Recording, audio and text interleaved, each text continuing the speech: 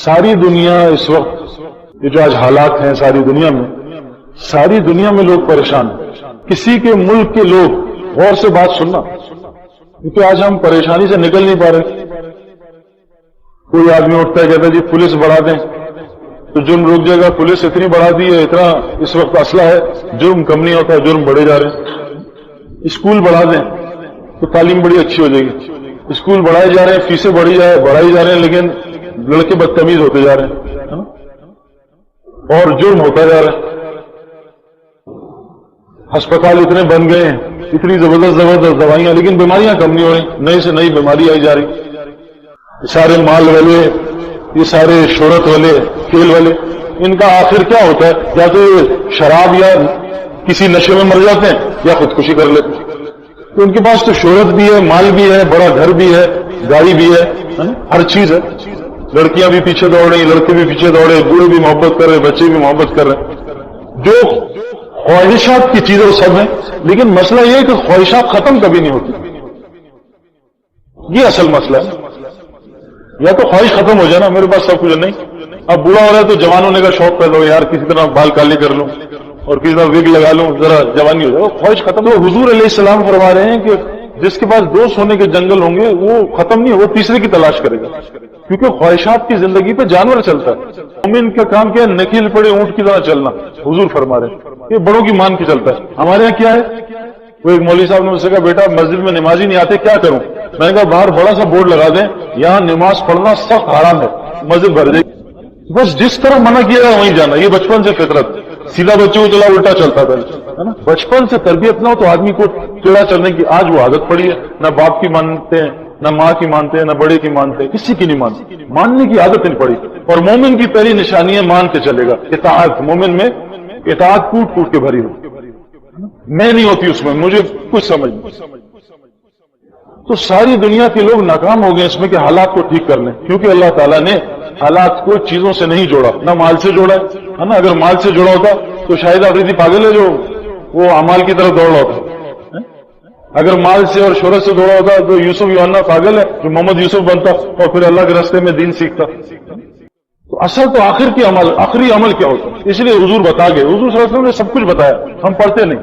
میں نے جتنی دنیاوی کتابیں پڑھی جو میں سمجھتا تھا ان کو کتنی عقل ہے، ان کا نہیں تھا. وہ سب قرآن حدیث سے لیا ہوا. موت سے پہلے کسی کی اتباع کرنی نہیں.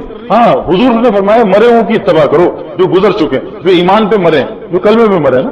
تو میرے بھائی دوستوں اس بات کو غور سے سن لیں، دل میں بٹھا لیں اس کو کہ حالات کا تعلق اعمال سے ہے، مال سے نہیں، چیزوں سے نہیں. ہاں اگر حکومت ہے اور دیندار ہے تو اللہ سلیمان علیہ السلام کی طرح عزت دے دیں گے اور حکومت بھی چلے گی.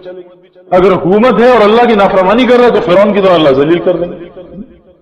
مال ہے اور اللہ کا نافرمان ہے تو اللہ قارون کی طرح اس کو زمین میں دھسا دیں گے.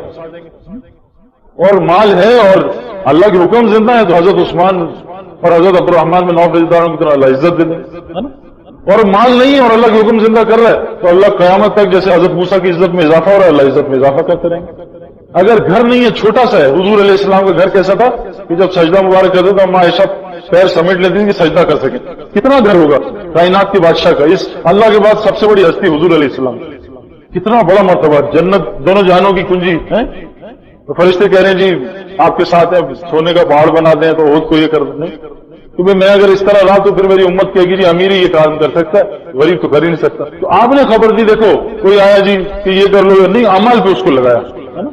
تو وہ اعمال آج اس پہ سے یقین ہٹ گیا. ہمارا جو ہمارا سب سے بڑا پرابلم ہے وہ یقین خراب ہو گیا نا. اسی لیے سارے نبی حضور علیہ السلام نے 13 سال یقینوں پہ صرف محنت کی ہے. باقی جو حکم آئے وہ 10 سال میں حکم سارے ماننا آسان ہو گئے. آج ہمارا ایمان کیا ہے؟ ذرا سی پریشانی ہے ناظم صاحب نے کیا ہے نا. بارش نہیں ہو رہی جی بس گند غبار ہے. طبیعت خراب ہو گئی جی تو سب سے پہلے ڈاکٹر پہ نظر جاری. حالانکہ طبیعت خراب ہے تو سب سے پہلے اللہ کی طرف جانی چاہیے نظر بھی کہ صدقہ دے دوں تو نفل پڑھ لوں پھر ڈاکٹر صاحب کے پاس جاؤں. جب ڈاکٹر صاحب کہہ دیتے ہیں جی آپ کو برین ٹیومر ہے پھر مصلی میں بیٹھ جاتے ہیں کہ اللہ معاف کر دے تیری الٹی چلا دے. تو یقین ہمارا اتنا خراب ہو کہ جب کوئی حال آتا ہے خوشی کا یا بدی کا ہم مخلوق کے ساتھ جوڑ دیتے ہیں، اللہ کے ساتھ نہیں جوڑتے. حالانکہ جتنے اللہ ہر چیز پہ قادر ہیں، خوشی کے حالات، غمی کے حالات، موت زندگی سب اللہ کے کنٹرول میں. کوئی چیز اللہ کی مرضی کے بغیر نہیں چل سکتی. اللہ جو چاہے وہی ہوتا ہے. نمرود نے چاہا ساری فوج ایک طرف، ابراہیم علیہ السلام الگ اکیلے، کہ ابراہیم علیہ السلام پیدا نہ ہو. دیکھو قرآن تو ہم پڑھ کے دیکھیں کہ ایک طرف عورتوں کو الگ کر دیا، مردوں کو الگ، بیچ میں اپنا تخت. کوئی عورت مرد آج نہیں ملیں گے. سارا علاقہ چھان دیا کہ آج رات کو ایک عورت اور مرد کی ملاقات ہوگی، اس سے بچہ ہوگا، وہ مجھے ہلاک کر دے گا، آج میں کسی کو ملنے ہی نہیں دوں گا. اور ایک طرف پہرا لگا دیا عورتوں میں ابراہیم علیہ السلام کی والدہ کا اور مردوں میں ابراہیم علیہ السلام کے والد، اور خود بیچ میں تک کہ بس کسی کو ملنے نہ دینا. اللہ قادر ہے ہر چیز پہ. اللہ نے ایسی نیند دی نمرود کو کہ ایسا سویا کہ ابراہیم علیہ السلام کی والدہ اور والدہ جو پہرے دار ہے وہی اس کے تخت کے نیچے ملے، وہیں ابراہیم علیہ السلام کی پیدائش کا اللہ تعالیٰ نے سلسلہ. تو ساری فوج ایک طرف، اکیلے ابراہیم علیہ السلام. نمرود کو اللہ نے فنا کر دیا ساری فوج کے ساتھ. موسیٰ علیہ السلام کو اللہ نے کیسے پال کے دکھایا.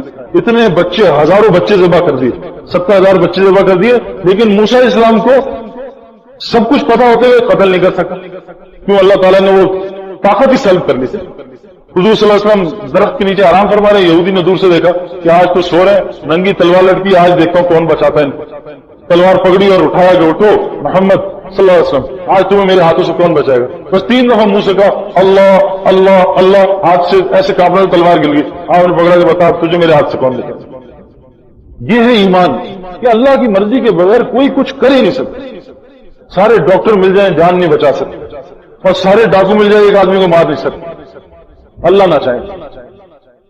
ہمارا یقین خراب ہوا ہے. سب سے پہلے اس یقین کو صحیح کرنا. اللہ قرآن میں کہہ رہے ہیں، سب سے پہلے کہہ رہے ہیں لا ریب فیہ، اس پہ شک بھی نہ کرنا. شک کی گنجائش نہیں کہ یار نہیں یہ نہیں ہو سکتا. یار ابراہیم علیہ السلام کی آگ ٹھنڈی ہوگی، بھئی ہو سکتی ہے، کیوں نہیں ہو سکتی. قرآن کہہ رہے ہیں آگ اللہ کی مخلوق ہے، آگ ہماری طرح تھوڑی اللہ کا حکم نہ مانے. جبکہ اللہ کہہ رہے ہیں حکم نہیں مانو گے تو زقوم کا درخت کھانا پڑے گا، جس کا ایک قطرہ دنیا میں گر جائے تو ساری دنیا کی چیزیں فنا و تباہ و برباد ہو جائے. ایک قطرہ وہ درخت کھانا پڑے گا، اس کے پتے کھانے پڑیں گے. ساری کائنات کے انسان جتنے پیدا ہوں گے مرے، سب کی بھوک ملا لیں ایک جہنمی کی بھوک کی برابر نہیں ہو سکتی. وہ جہنم آنے والی ہے، لیکن یقین خراب ہے. پولیس سے ڈر لگتا ہے، اللہ سے ڈر نہیں لگتا.